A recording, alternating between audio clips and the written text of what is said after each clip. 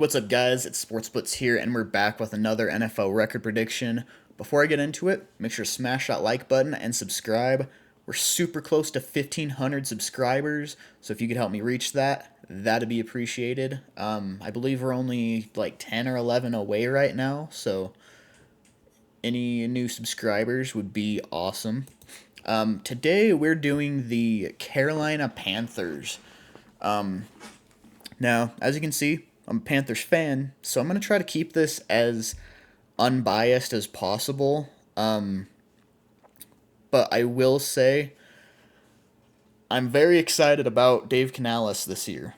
I think him and Dan Morgan have done a really good job at rebuilding this roster with not a lot of help that Scott Fitterer left. So let's go ahead and go over this depth chart real quick. So obviously QB1 is Bryce Young. I'm expecting a big bounce back season for him. Sounds like he's been balling out at training camp. Apparently today was only his second interception thrown all of training camp. So you got to be happy with that. Running back depth wise, so it has Chuba Hubbard listed as 1, then has Jonathan Brooks and Miles Sanders 2 and 3. So what I think is going to happen, so obviously starting out the season, Jonathan Brooks probably isn't going to be fully healthy.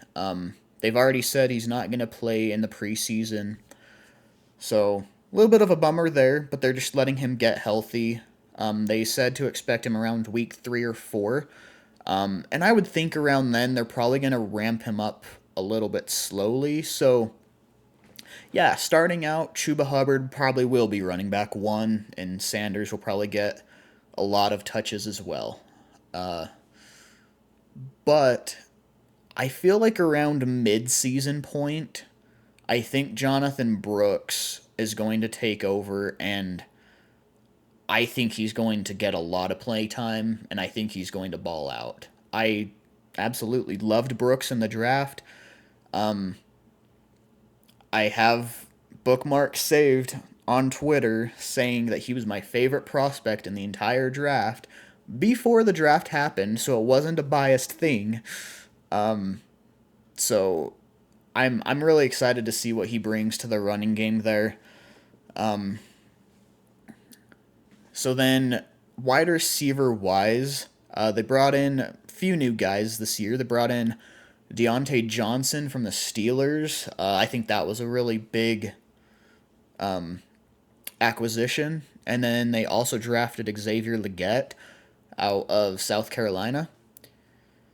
And then, of course, Jonathan Mingo's going into year 2. Year 2 is always a good year for receivers, getting a little bit more time to develop. So that should be cool to see. And they've got Terrace Marshall and Amir Smith-Marset. I think Amir Smith-Marset is going to be a pretty underrated receiver this year. He's been having a really good training camp. I think there were a lot of good things he did last year, but the offense was just so screwy anyways that he didn't really get the type of looks he should have. So, and then they've also got David Moore. I don't think he's going to make the roster. They do have undrafted free agent Jalen Coker.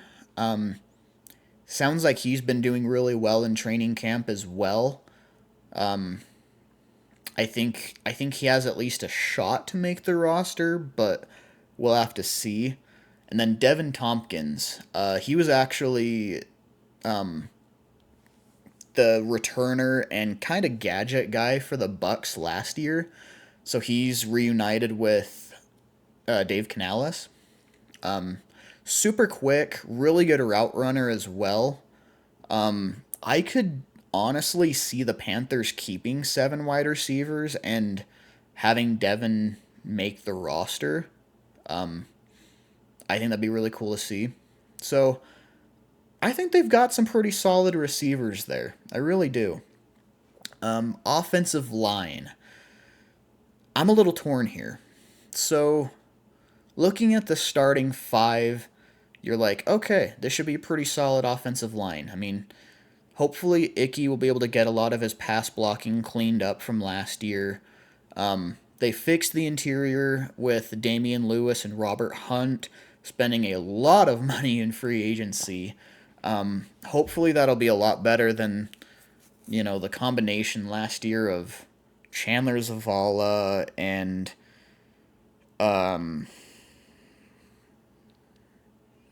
Cade Mays. Uh, there were a lot of different guard combinations. I can't remember all of them right now, but the interior was atrocious last year. I'll just keep it at that. So hopefully having them will help clean a lot of that up. Austin Corbett is moving into center. Hopefully that'll be a smooth transition for him. It seems like he's been struggling a little bit at training camp. Maybe it's just learning a new position a little bit, and maybe there's a little bit of a learning curve there, but we'll have to see. It's a little bit scary. And then Taylor Moton, uh, coming into this year, he should have been like our most sure offensive lineman right there. Sounds like he's been struggling pretty bad in training camp. Sounds like he's been struggling to Jadeveon Clowney quite a bit. Derek Brown has been pretty much bullying him over there. So I don't know. Hopefully Taylor Moton is still good, but has had a rough training camp. So we'll have to wait and see. And then defensively, they picked up Ashawn Robinson, who I thought was a big pickup on the D line. I think that should be a big upgrade from Deshaun Williams last year, and LaBryan Ray. I think he's a big upgrade over him, so there's an upgrade there. Shy Tuttle is going into year 2 as our nose tackle. Nothing special there, but decent. Derek Brown is coming off a record-breaking season as a D lineman, and I think is going to have an even crazier season this year. I think he'll be able to put his pass rushing skills together a little bit better this year. That's kind of been his main flaw, is hasn't really been much of a pass rusher. I think that comes together a little bit now.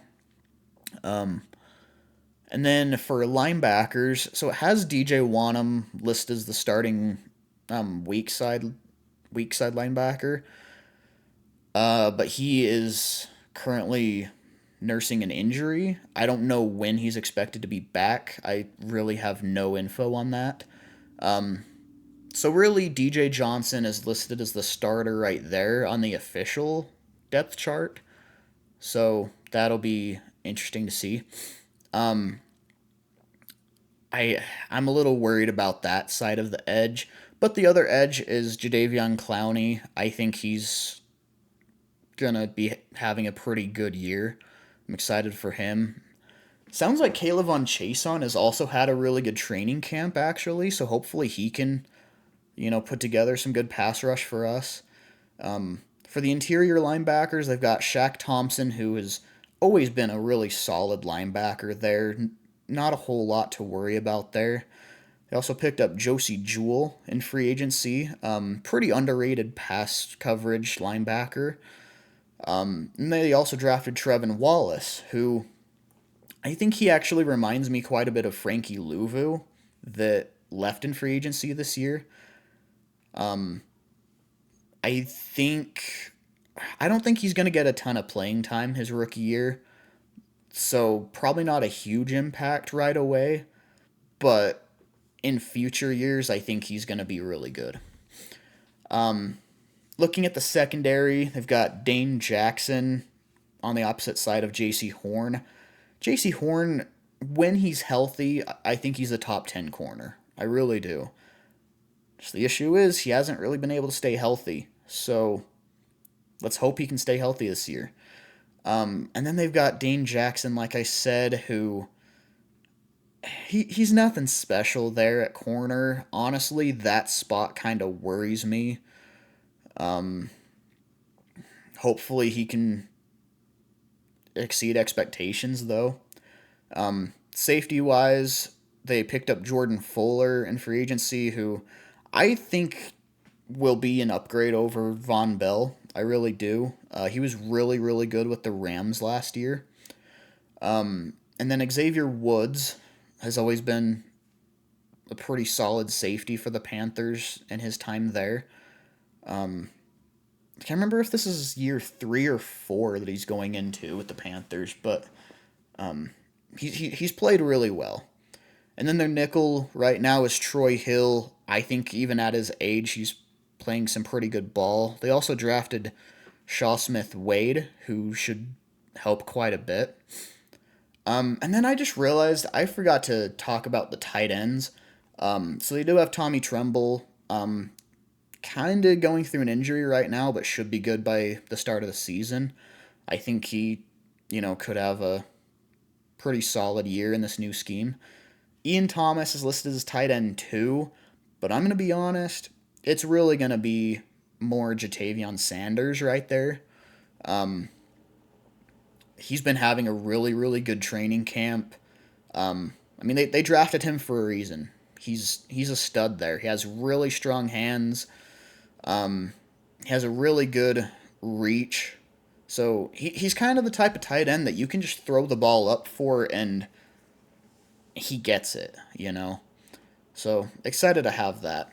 So let's go ahead and jump on into the actual record prediction here. I apologize. I just got done filming the Buffalo Bills prediction, so let me go ahead and clear these up as well. So starting week 1, they travel to New Orleans to take on the Saints, and I'm going to be honest, I think the Saints end up being the worst team in this division this year. I really do. I think Derek Carr is going to have a rough season. I don't think their offensive line is as good as it used to be. Their defense, honestly, is really old now. The best players you can think of on that defense, aside from Marshawn Lattimore, are like 33 plus years old. Tyrann Mathieu, Demario Davis, Cam Jordan, all like in the mid 30s range. So I don't know that their defense is going to be all that anymore. That said, I do think it ends up being a split with them. So I'm going to go ahead and just have them win in their appropriate, home stadiums. It could be the other way around, but I do think there's a split. I do think they beat the Chargers at home. I think the Chargers are... I feel like they've got a wide receiver problem. I really do. I don't think they have great running backs either. I think the Chargers are... I don't know. I don't think they're going to be an amazing team this year. I really don't. Raiders have a good roster, but no quarterback. I don't think Gardner Minshew is going to be great in that system. Aiden O'Connell also isn't great. If they had a good quarterback they could plug in there, I would say they're going to be a good team. But they don't have a quarterback. So I'm going to give that to the Panthers. But then I do think they lose to the Bengals the following week. And then they have a road game against the Bears. I'm torn on this one. The Bears have really good receivers. Some of the best receivers in the entire league, honestly. Really solid defense as well. It is completely a question about how good Caleb Williams is going to be. I think for now, I'm going to go ahead and give this one to the Bears. but it's hard to predict stuff going well for rookie quarterbacks. So you could see that going either way.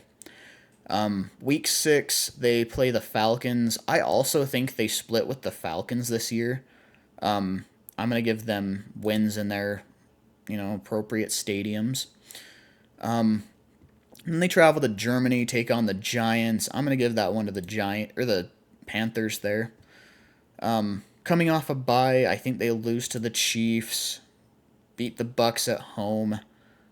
I think they take a loss to the Eagles and the Cowboys, beat the Cardinals, and then lose to the Bucks and Falcons to finish the season. So, I just skipped 2 games here in the middle. What am I doing? Hold up. Okay. I do think they will beat the Commanders and the Broncos. I don't think either of those teams are going to be real great. The Broncos have quite possibly the worst quarterback situation in the entire league. So that'll be interesting to see. And then the Commanders, they've also got a rookie quarterback situation going on. I think their defense is going to be a little iffy. And then really outside of Terry McLaurin and Jahan Dotson, I don't love the weapons they have. I really don't.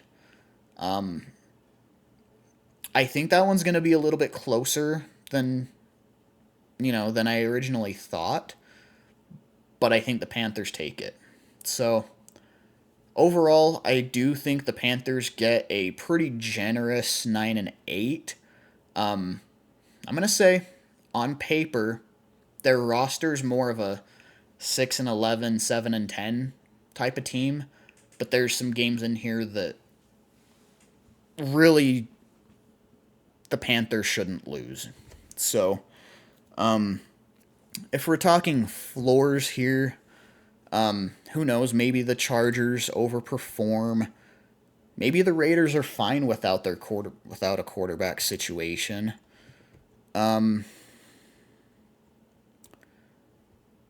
Maybe the Giants get a win in Germany.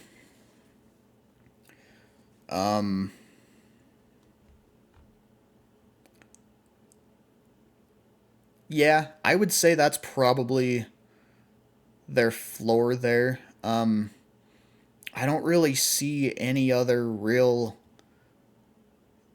super real potential losses there. So let's go ahead and undo those. Sorry, I'm trying to see what the last game was that I switched. Here we go. So yeah, their ceiling is, maybe they managed to sweep the Saints. Other than that, I think they're pretty much at their ceiling. I think I don't know that I really see a way they get double digits. I think 9-8 is really about as close to the ceiling as they can get. Again, on paper, I think it's a 6-11, 7-10 type of team. I just think they have a pretty easy schedule. I think there's a lot of games in there that are really good opportunity for the Panthers to win and maybe sneak into a wild card spot, maybe. But yeah, let me know what you think of this record prediction in the comments section below.